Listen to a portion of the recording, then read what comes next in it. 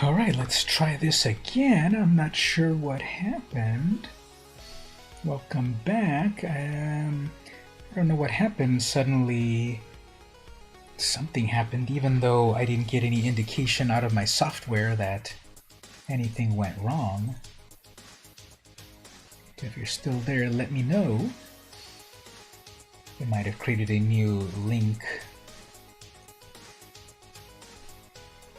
Check, check, check. 1, 2, 1, 2. I'm back. What about yourself? Yep, we're back, I think. Not sure why it suddenly on its own crashed. I didn't get any indication on my end. But maybe it's related to the recent Twitch hack. Didn't miss too much, though. I had to mulligan to Oblivion. It just wasn't going to be a matchup. Atheros is a very difficult deck to deal with in my colors. So I knew I wasn't really going to play them viably, so I mulliganed down to 1 card.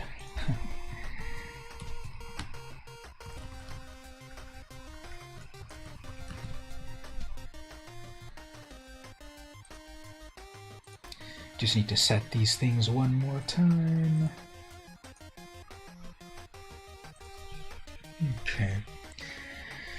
So let's get back to some gameplay.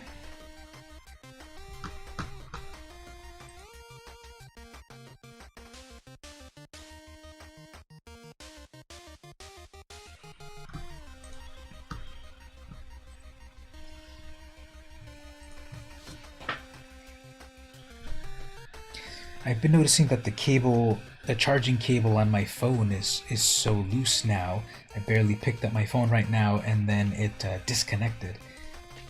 Is that happening to anyone else? This phone's not even that old, and it feels like it's been recently having some issues.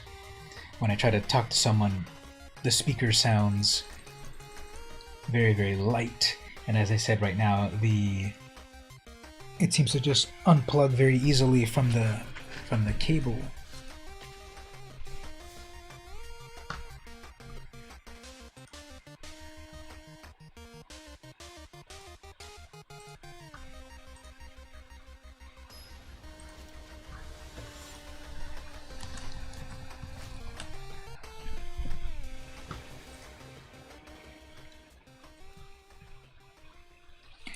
Ghoul Collar Gisa. So mono black zombie stuff. Who goes first? They go first. I have Vraska's Contempt.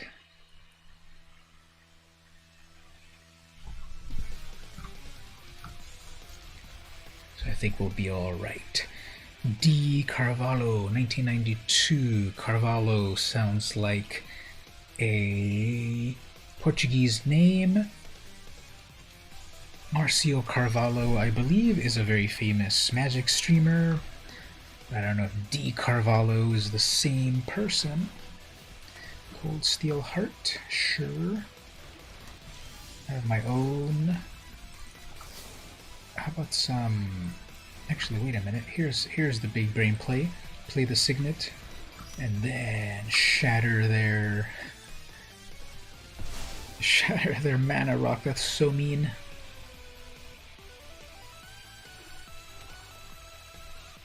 And I've got my... Okay, Vizier, that's a good one. Let's see... Black and black. Okay, Magma Spray to get rid of that. And then drop a land to get rid of that. Just wrecking everything on their side. And they're gonna hold back, like, perhaps I shouldn't summon my commander yet. Well, they need 5 mana anyway. Passing with all the open mana.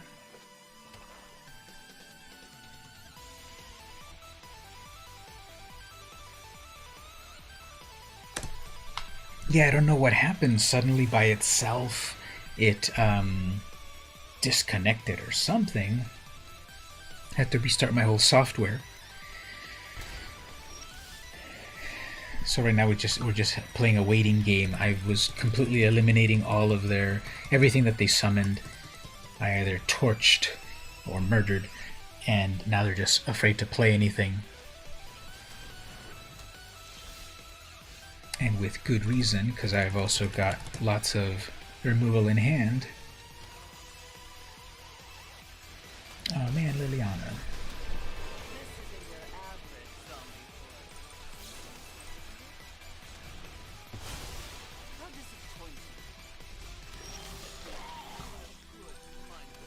Alright, so I'm going to take one for the team right here. They're going to have some removal, but that'll burn up one of their removal spells. And thusly,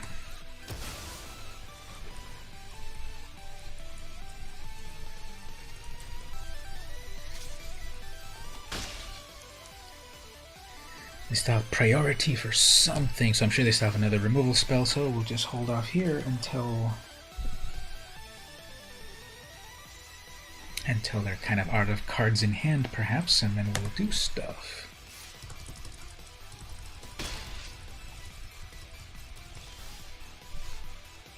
How about a lone Ornithopter?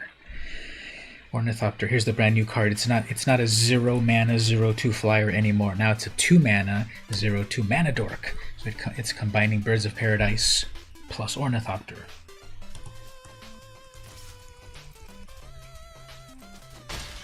All you have to do is then cast Unholy Strength on it, and then you're in business.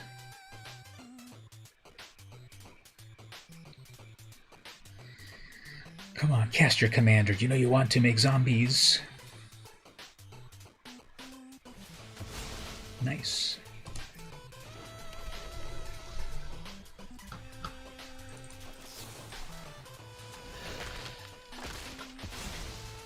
Now you get nothing.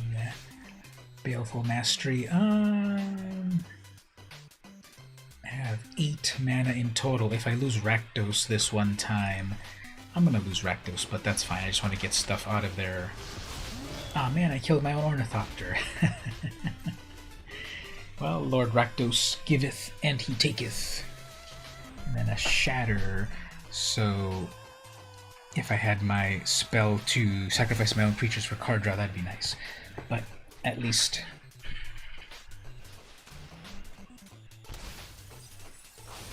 you lost Yawgmoth. Yeah, we're just gonna hold off here. It's just gonna be a staring match for a while, because we both got so much removal.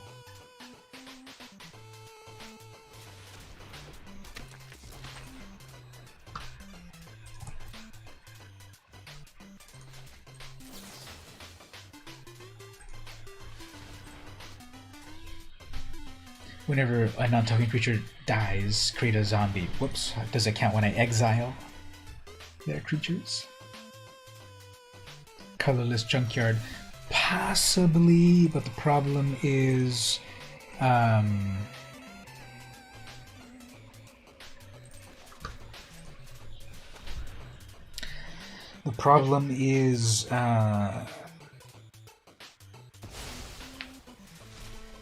well, it depends on the format. If we're playing Brawl like this, there are different challenges compared to a 4-of format.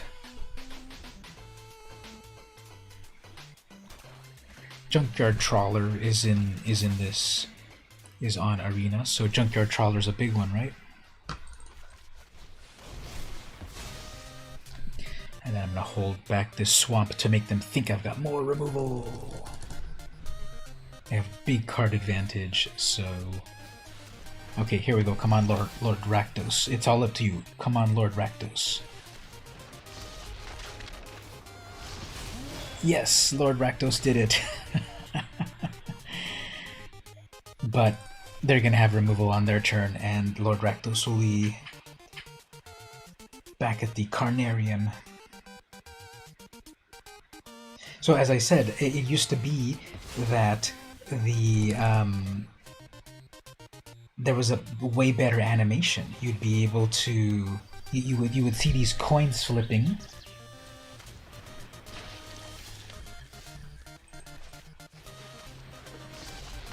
Now it just does the swipe, and it whiffed. Okay, well, they're going to keep having removal. They got a lot of card advantage. I'm kind of grasping at straws here. They're going to keep removing Rakdos, perhaps. And Vanquisher's Banner. Okay, that's a good one. Setting it to Zombie, probably. Yeah, they're playing a Zombie deck. They have 9, 10, 11, 8, 9, 10, 11. They have enough mana to summon Gisa. That draws them a card. I need to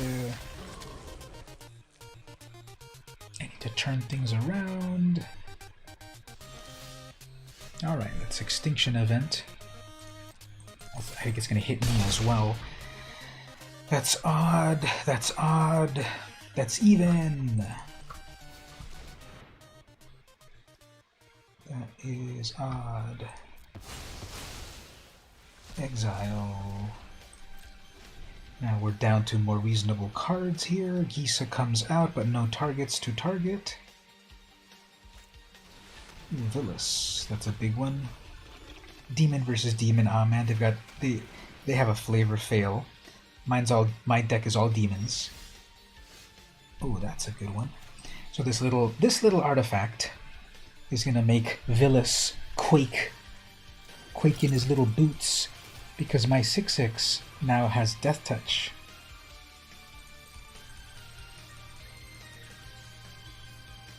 Do they have their final removal in hand? If you block my commander, it's mutually assured destruction. Fine, you're still minusing. Well, yeah, you're drawing a lot of cards. Fine. Okay, they're gonna pay. No, they can't pay enough to completely weaken it down to 0. And even if I become a 3/3, it's still got Death Touch.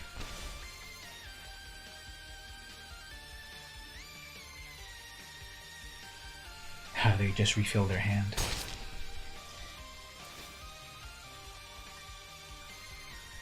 Okay, well, they have a lot of cards in hand, and I'm sure a lot of it's going to be removal, so that was a big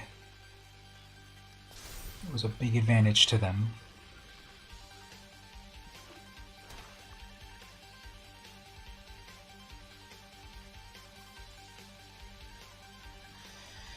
There's no way that it'll return back to my side without them killing my commander. They have way too many cards in hand and way too much mana. If they do return back to me, however, if they do return back to me, I probably win the game. If I still have Rakdos on the field.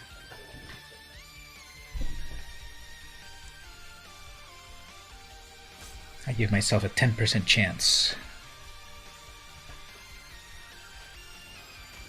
There we go. Huh. I know why. They're just trying to get things killed. Well, and yeah, Grave Merchant. Okay, well, it was close. That Villas really messed things up, but I'll call this still that they have a moral loss, because Villas is a demon, not a zombie, and you're obviously playing a zombie deck, so flavor fail. Alright, so we've got a... I don't have a real Crack-a-Pack, but I did earn a virtual Crack-a-Pack. I did earn a virtual pack. Let's open that up. And see what cards are here.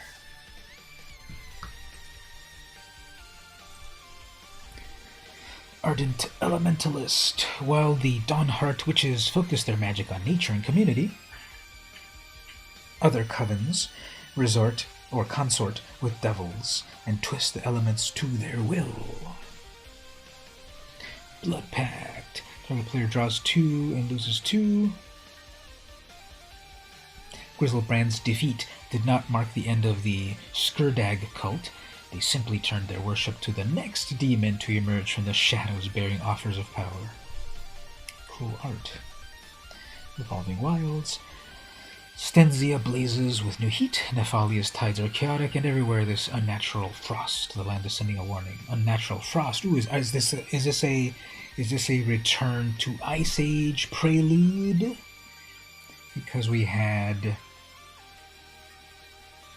the Ice Age set all about snow stuff. Tireless Hauler. The new hire proved more than enough to replace the 3 farmhands who disappeared the week before. Very mysterious.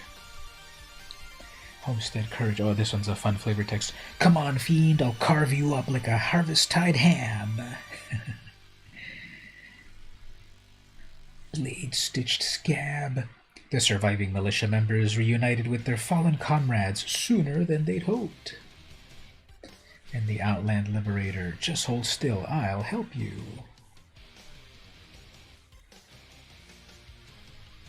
And the rare is Sarith, the Viper's Fang. 4 mana, 3/4, human warlock. Other tapped creatures you control have Death Touch. So when a tapping creature attacks, it's got Death Touch, but not to your vigilance creatures. Sorry, Sarah Angel, Yoshin Soldier. Other untapped creatures you control have hexproof, so as long as they're untapped, they have hexproof. That's like that one elf that everyone loved on the last standard. 1 in a tap, untap another target creature or land you control. So you have to tap this, but then it untaps another creature. Oh, so that you can... What is that for? 1 in a tap, untap another target creature or land. So it gives it pseudo vigilance, or you can untap your land, I guess. That was the pack.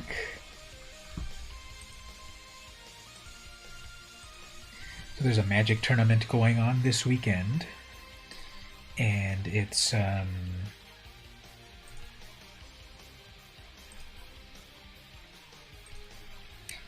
here, World Championship 27. But on Arena, we've got an event.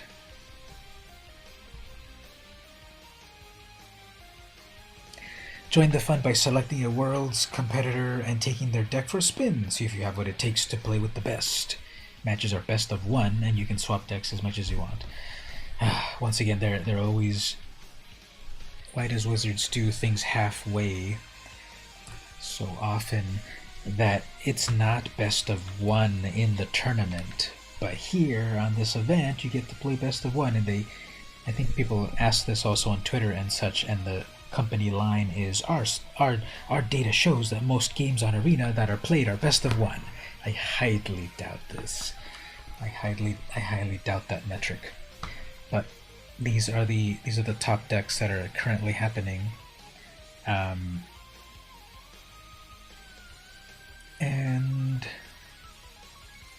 And these are the names of the players as well. So I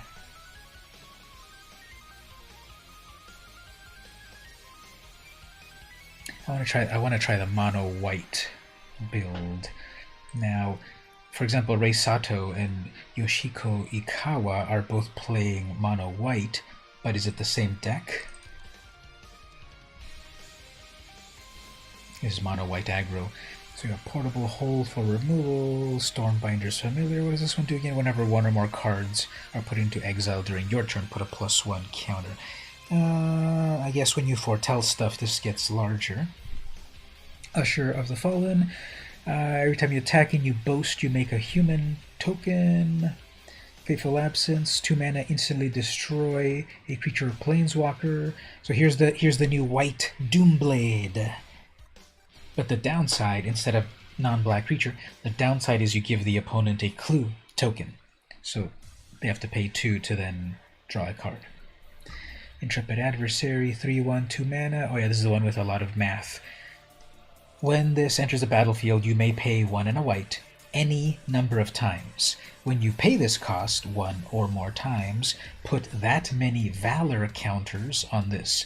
Creatures you control get a +1 for each Valor counter. So this is an Anthem. It's a 3/1 lifelink for 2 mana, and later in the game, if you pump even more mana into it, it counts itself. Creatures you control get +1 for each valor counter. So later on, if you do it 3 times, so if you pay 6, 7, if you pay 9 mana, all your creatures get +3/+3, and this would become a 6/4 with lifelink. It's a lot of mana. Luminarch Aspirant, this card is just #1 tops in white at the moment. 2 mana, 1/1 at the beginning of combat on your turn, put a +1 counter on anything, on any creature you want. So itself will get bigger or make your other creatures bigger, and it's not legendary, so you have 4 of course.